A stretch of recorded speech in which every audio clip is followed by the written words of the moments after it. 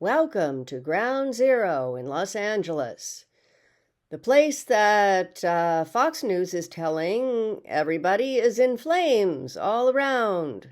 And oh my God, can Trump save us from ourselves? That is not the true picture of what is going on here, which a lot of you probably already know. Yes, there are protests. And they have been largely, and let me emphasize that, largely peaceful and nonviolent. If you count yelling as violence, then you're going to have to call the police to your own home because, yelling happens. But in terms of violence, burning things, throwing things, that has been very minimal. I'm not going to make any excuse for the people who burn stuff. That's not okay. That is never okay. It wasn't okay on January 6th, and it's not okay now. But I don't know of any large protest where some people don't get out of hand and do things they shouldn't do. If you can tell me of any movement where everybody was completely peaceful all the time and, violence never erupted ever, please, put it in the comments, because I'm sure Mahatma Gandhi did some good stuff and led nonviolent protests a lot, but were his followers always nonviolent? I don't know. I have to say, though, that the violence has been vastly overblown. We are not having a lot of violence here. And that is not what Trump wants. Trump wants violence. He wants us to overreact. He wants the city to be in flames. He hates us. Let me emphasize that again. He hates us. And even if you were a Trump voter, it doesn't matter. You're here. So by extension, he hates you too, just for committing the sin of living here, I guess. So he sent in all of these troops that we already had already, and then he, got them for his, his quelling of the violent flame erupted city that is LA, and it's not. And it hasn't happened since, as my friend Dean Wood pointed out, Rutherford B. Hayes did it when there were some railroad workers who were striking and they should have been, for admirable causes. They were being much abused and having wages withheld, etc. But, unless it's rich people doing it, it doesn't count. The little guy, the poor guy, he never counts. He never counts. It's only what Elon Musk is upset about, that counts, and people like him.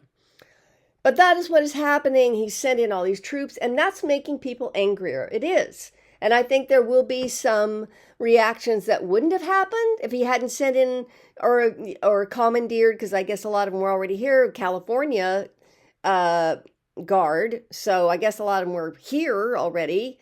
I guess, I'm not sure. But he commandeered them. Ooh, he's so macho. Ooh, we live in fear of his wonderfulness. He commandeered them and is sending in Marines. Sending in the fucking Marines. Jesus. So yeah, there's probably going to be some more trouble just because they are fanning the flames as fast as they can. They're doing everything except, coming and pouring gasoline literally on things. So it is not an insurrection. It is not an insurrection. Stephen Miller wants 3,000 people. Is it a day? I think it's a day or a week. I don't know. It didn't say 3,000 hardened criminals, by the way. Listen to what he said. He didn't say, get me 3,000 hardened criminals off the streets of our country. He said, get me 3,000 people to deport. That's what he said.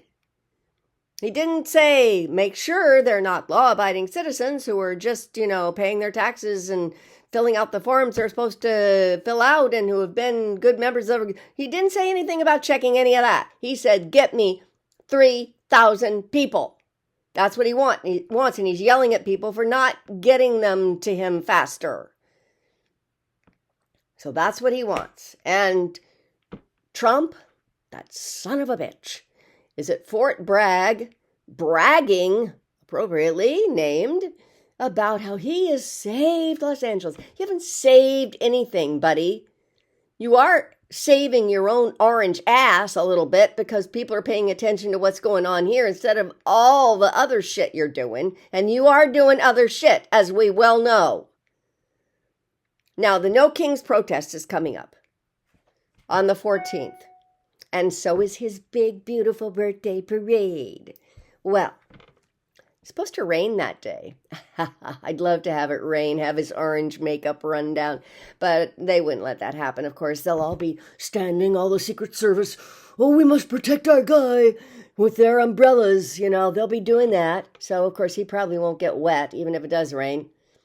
But I hope it is badly attended.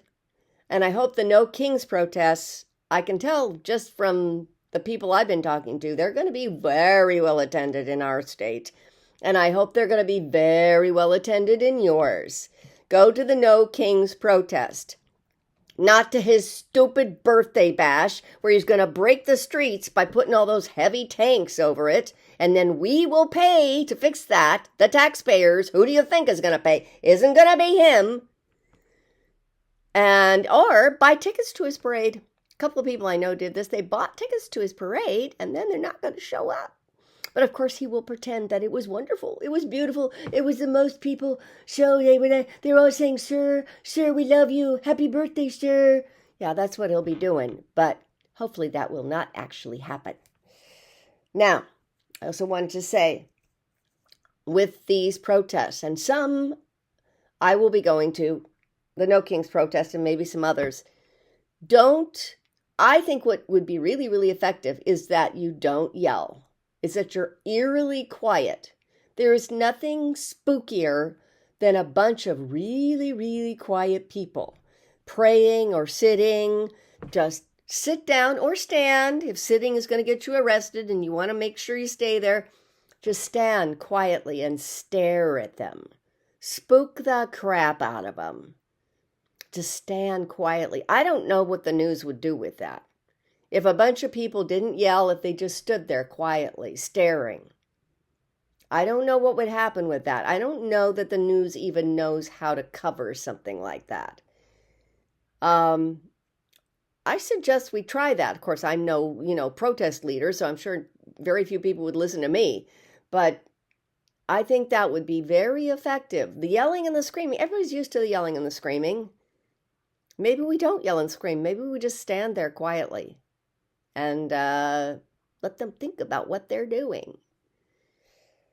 Anyhow, that's Melanie signing off from Ground Zero here in LA.